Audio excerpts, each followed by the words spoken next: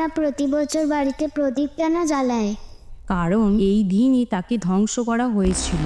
সে কে মা?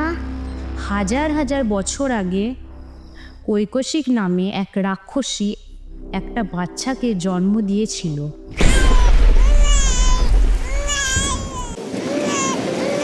তারপর কি হয়েছিল মা? তারপর বাচ্চাটা অনেক বড় হয়ে শিবের অনেক বড় ভক্ত হয়। কিছু মানুষেরা বলে যে সে একটি শয়তান, কিন্তু তার ভগবান শিবের প্রতি অনেক শ্রদ্ধা এবং ভক্তি ছিল।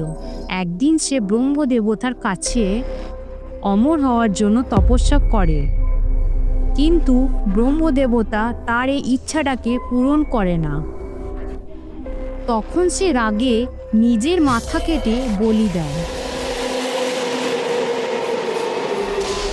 সে যতবার নিজের মাথা কাটে ততবারই তার একটা নতুন মাথা গজিয়ে যায়।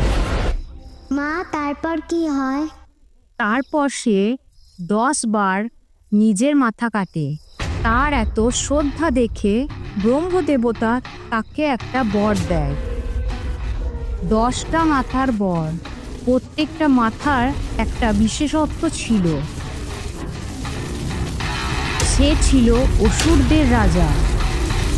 কিছু মানুষেরা বলে যে যদিও বা সে মারা গেছে, কিন্তু তার 10টা মাথা এখনো আমাদের চারিপাশে আছে।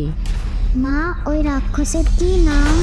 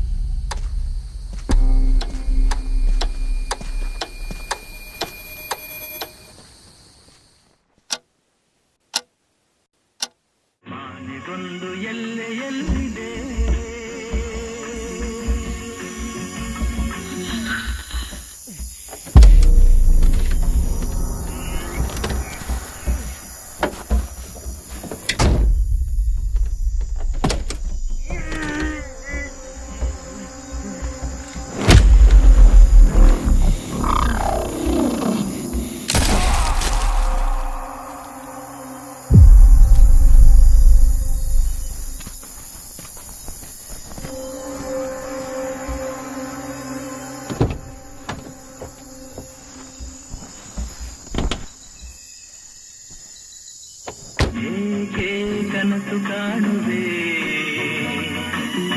ನಿಧಾನಿಸು ನಿಧಾನಿಸು.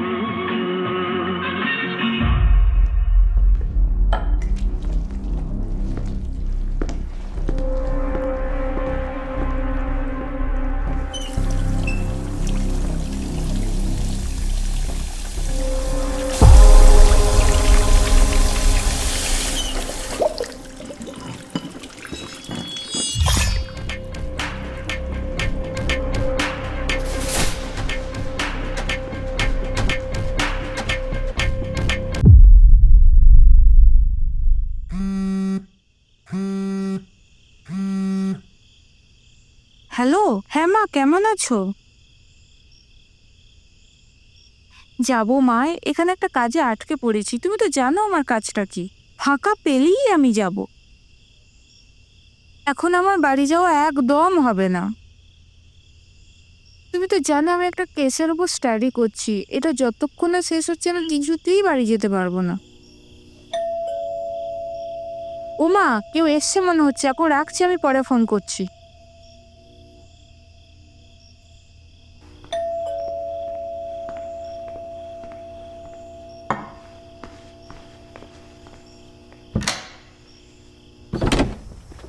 Oh, hi. Hi. Coming, please.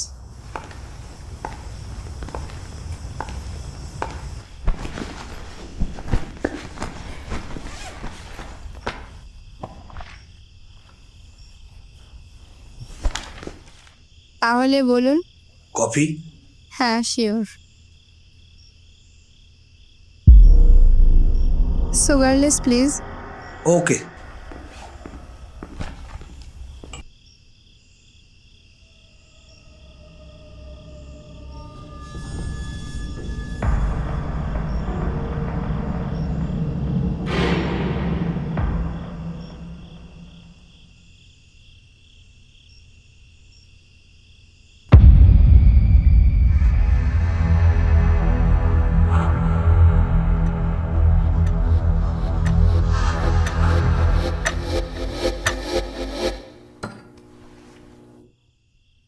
জানি না কেমন হয়েছে কফিটা, চিনি বেশি হয়ে গেলে দোষ দিস না।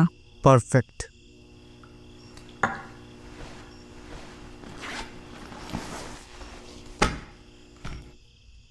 এখানে সব কেসের ফাইলস আর অডিও টেপ আছে, যেগুলো তুই চেয়েছিলিস।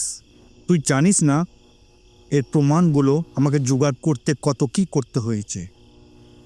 এখানে সব রেজিস্টার্ড মিসিং কেস আর অ্যাবসকন্ডিং কেসের ডিটেলস আছে, যেগুলো 1986 সাল থেকে 2004 অবধি ঘটেছে। আমি একটা কথা ভাবছি, যে আর্টিকেলটা তুমি লিখছো আর গত বছর যে ইউনিভার্সিটিতে কঙ্কালটা পাওয়া গিয়েছিল, এই দুটোর মধ্যে কানেকশনটা কি আছে? আমি তো কিছুই বুঝতে পারছি না। 1986 সালের মধ্যেই 10টা সিরিয়াল কিলিং কেস হয়। যথেষ্ট প্রমাণের অভাবে কেসটা 2004 সালে ক্লোজ হয়ে যায়। এক্স্যাক্টলি, আমি তো এটাই বলতে চাইছি, এই কেসটার মধ্যে এমন কি আছে যে তুই এতটা ইন্টারেস্টেড? এর গল্প তো অনেক বছর আগেই শেষ হয়ে গেছে। পার্থ, আমরা অনেক সময় ভাবি গল্পটা শেষ হয়ে গেছে, কিন্তু আসলে সেটা হয় না। এই কেসটাও সেই রকম কিছু। আর এটা তুই কিসের ভিত্তিতে বলছিস? আজ পর্যন্ত কেউ জানে না খুনিটার নাম কি, কিন্তু আয়েশা সান্যাল নামে এক রিপোর্টার, যে ইন্ডিয়ান নিউজে কাজ করত, সে একটা আর্টিকেল লিখছিল এই খুনিটাকে নিয়ে। এটা সেই খুনিই ছিল যাকে নিয়ে আমরা কথা বলছি। হঠাৎ একদিন তার কাছে একটা কল আসে।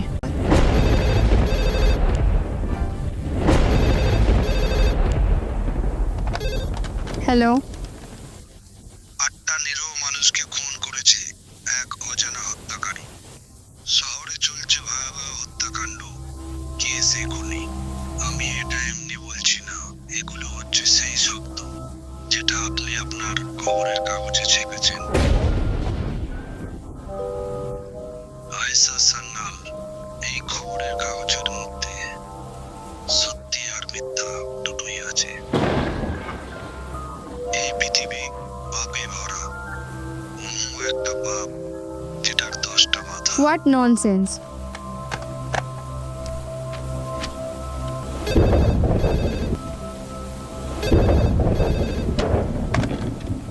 কে আপনি? আপনার দরকারটা কি? রুদ্রনীল ব্যানার্জি, যে গল্পটা তুমি লিখছো তার শেষ অধ্যায় আমার কাছে আছে। তুমি যদি জানতে চাও সে কে আর কেন এসব করছে, তাহলে অজান্তা রেসিডেন্সিতে চলে এসো ঠিক 10:30টায়।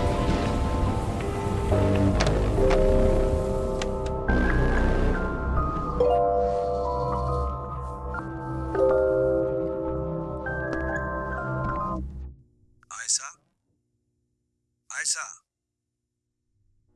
Ayesha. Oh sorry. Coffee. Thanks.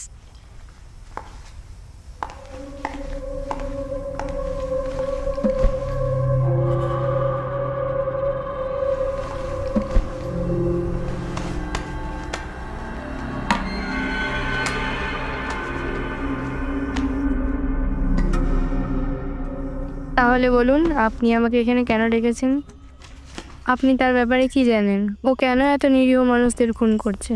পেন্টিংটা খুব সুন্দর না? কি? পেন্টিং কতটা সুন্দর, তাই না? ও হ্যাঁ, অনেক সুন্দর। আমি আপনাকে দোষ দেব না। আমি অনেক সময় এর মধ্যে হারিয়ে যাই। এটা আমার বাবার দেওয়া একটা সেরা উপহার।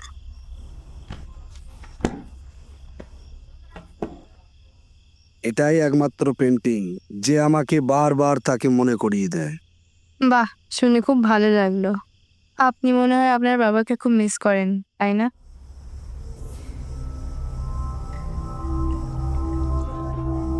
রুদ্রনীল, খুব ভালো হতো যদি তিনি একটু আগেই মারা যেতেন। হোয়াট? আপনি কি বলতে চাইছেন? তাহলে আমি আর আমার মা খুব ভালোভাবে থাকতে পারতাম। আমি চাইতাম মা বেঁচে থাকুক, বাবা যেন মারা যায়। আমার তখন 12 বছর বয়স ছিল যখন সে আমার মাকে আমার ঠিক সামনে খুন করে। সেদিন আমি বুঝতে পেরেছিলাম মা যে গল্পগুলো রাক্ষসের ব্যাপারে বলতো সেগুলো সব সত্যি। সে মরে গেলেও তার 10টা মাথা আমাদের মধ্যেই বাস করে। আমি এখন আসি, আমাকে যেতে হবে। প্লিজ বসুন। প্লিজ আমাকে যেতে দিন। বসো।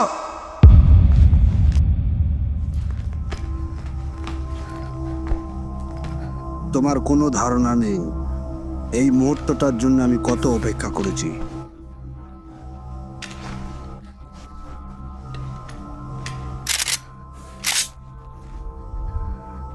এখানে তোমার কোনো ভুল নেই। ভুল তো সেই খবরের কাগজের, যেটা তুমি মানুষকে বোঝাতে চাইছো। রুদ্রনীল, প্লিজ আমাকে যেতে দিন।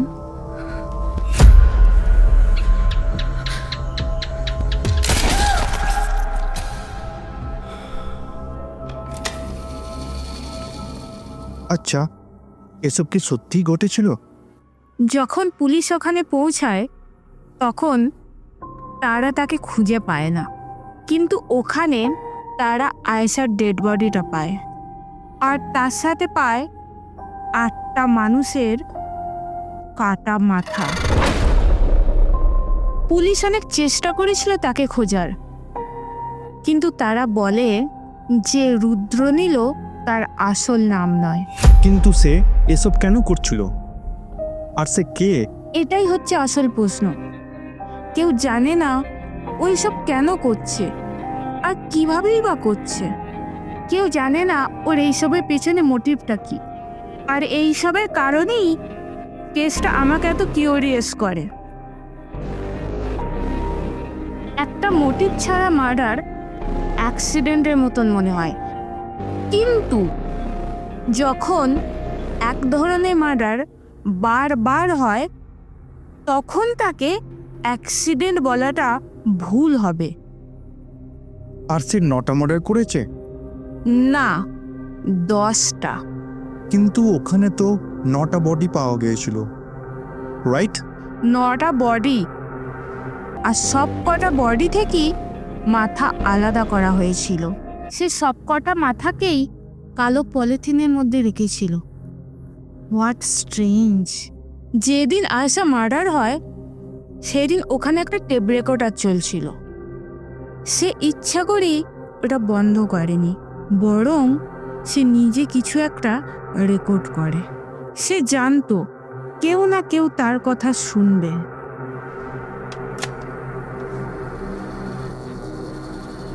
আমি কে আর আমি কেন এসব করছি?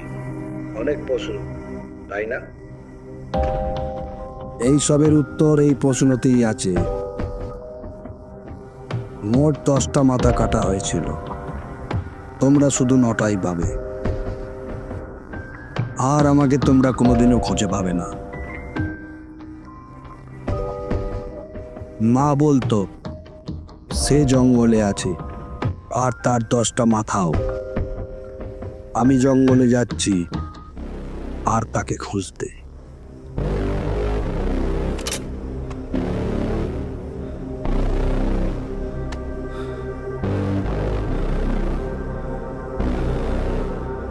হোয়াট?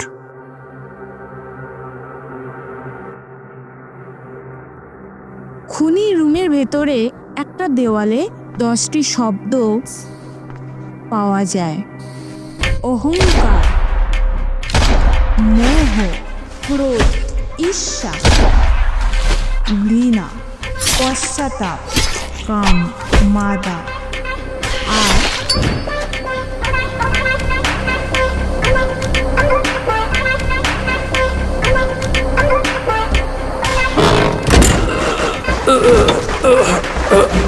ভয়।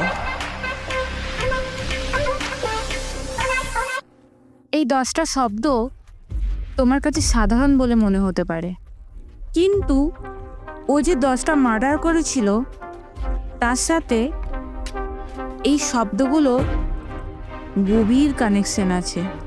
কিন্তু ইউনিভার্সিটিতে যে কঙ্কালটা পাওয়া গিয়েছিল তার সাথে এর কি কানেকশন? আমি তো এখনো কিছু বুঝতে পারছি না। একদম ঠিক, কিন্তু ফরেন্সিক রিপোর্ট অনুযায়ী যে মানুষটির কঙ্কাল ইউনিভার্সিটিতে পাওয়া গিয়েছিল তার মৃত্যু হয়েছিল 38 বছর আগে। আর আজ থেকে 38 বছর আগে কত সাল ছিল? 1986 সাল। কারেক্ট। আর এইসব খুন কবে থেকে শুরু হয়েছে? 1986 সাল। আশ্চর্য কোইন্সিডেন্স না? আর 40 বছর আগে এই ইউনিভার্সিটিটা কি ছিল? 40 বছর আগে তো ওখানে জঙ্গল ছিল, বেশি মানুষও যেত না।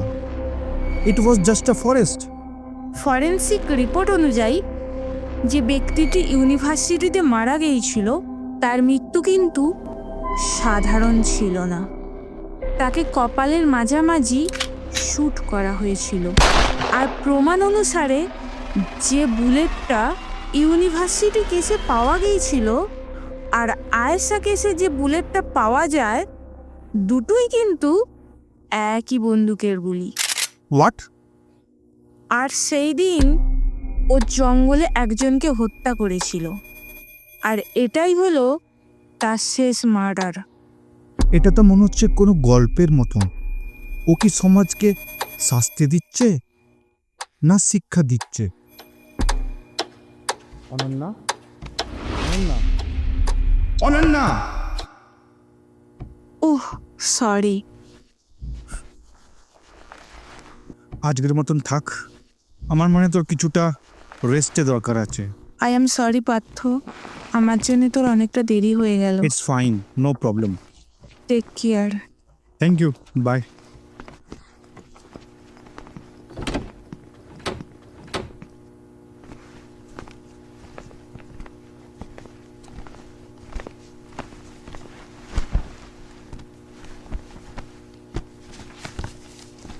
এটা তো মনে হচ্ছে কোনো গল্পের মতন। ও কি সমাজকে শাস্তি দিচ্ছে না শিক্ষা দিচ্ছে?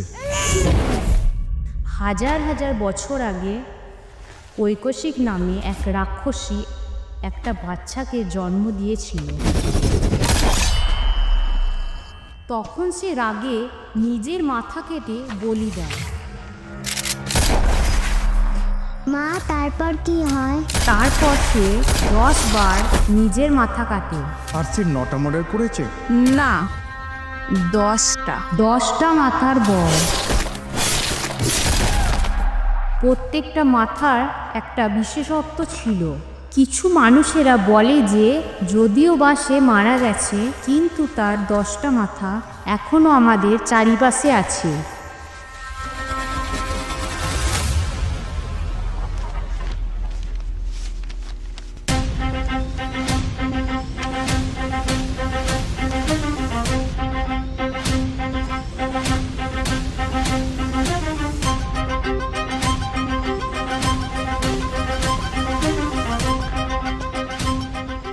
ওই হচ্ছে 10ম মাথা। মা ওই রাক্ষসের কি নাম? রাবণ।